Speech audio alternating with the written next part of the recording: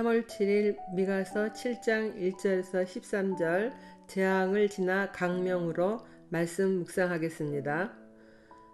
먼저 경건한 자와 정직한 자가 끊어진 세상에 임하는 재앙에 대해서 말씀 보겠습니다. 1절입니다. 재앙이로다 나여 나는 여름 가위를 딴 후와 포도를 거둔 후 같아서 먹을 포도송이가 없으며 내 마음에 사모하는 처음 익은 무화과가 없도다. 경건한 자가 세상에서 끊어졌고 정직한 자가 사람들 가운데 없도다.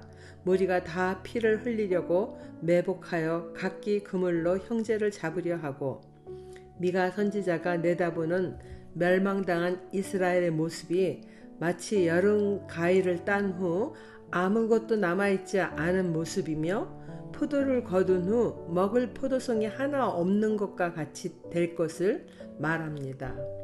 처음 익은 무화과가 없다며 탄식하는 말은 이스라엘의 의인 한 사람을 찾아볼 수 없다는 것입니다. 경건한 자가 세상에서 끊어졌고 정직한 자가 아무도 없는 것입니다. 악한 무리들만 남아 방법을 가리지 않고 그물로 물고기를 잡듯이 형제를 잡으려 하는 세상이 되었으니 이스라엘은 부도덕과 악행만이 난무하는 사회가 되었다는 것입니다. 3절 말씀 읽겠습니다. 두 손으로 악을 부지런히 행하는도다.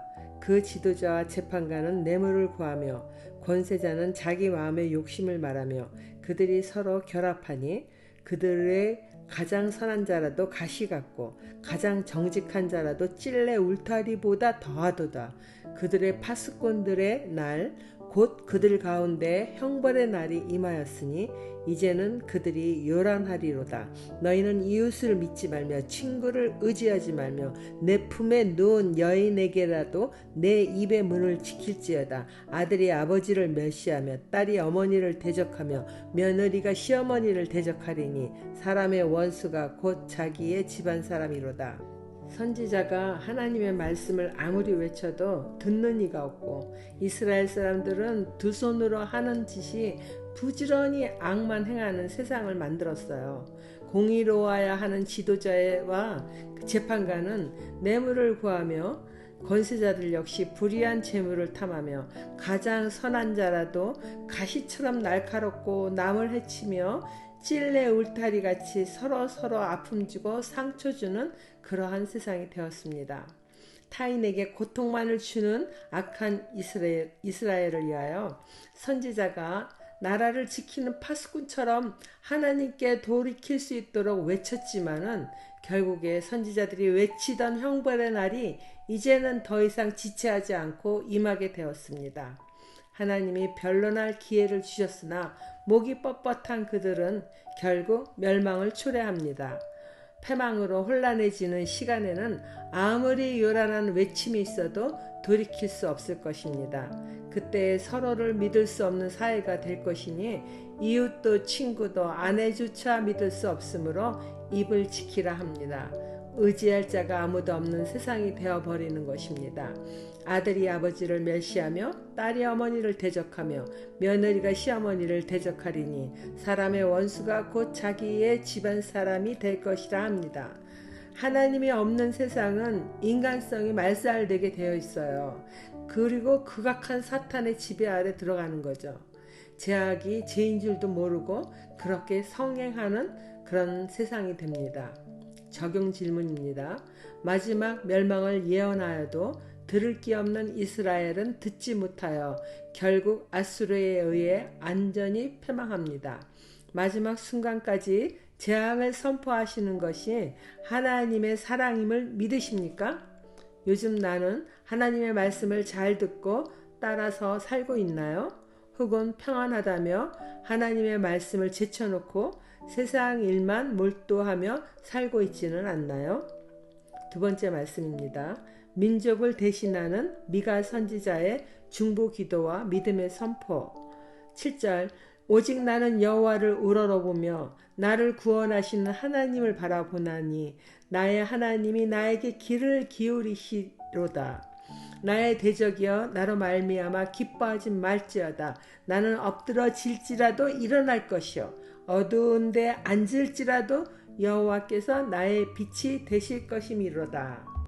하나님은 이스라엘을 징계나 징벌의 때가 지나서 이제 멸망케 하나, 그것은 완전히 멸망이 아니라 멸망의 고통 가운데서 하나님을 다시 바라보게 하시고 그들을 새롭게 구원하실 계획을 가지고 계신 거예요. 하나님의 마음을 아는 미가 선지자는 패망하게 될 것이나 다시 일어날 것이라며 여호와로 말미암아 회복될 것도 예언합니다.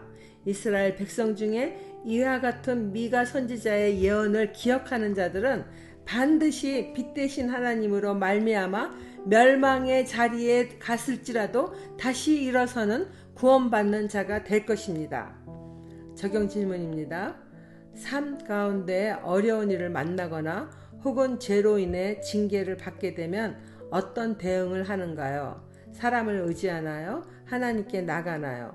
혹은 하나님께 불평하며 더 곁길로 가려고 하지는 않나요?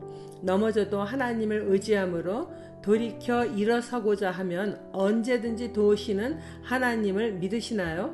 마지막 단락입니다. 민족을 대신하는 회개와 하나님의 은혜로 회복될 것을 선포함. 9절 말씀입니다.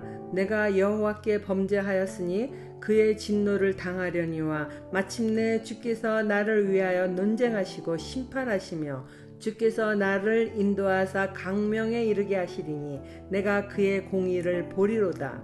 나의 대적이 이것을 보고 부끄러워하리니 그는 전에 내게 말하기를 내 하나님 여호와가 어디 있느냐 하던 자라. 그가 거리에 진흙같이 밟히리니 그것을 내가 보리로다.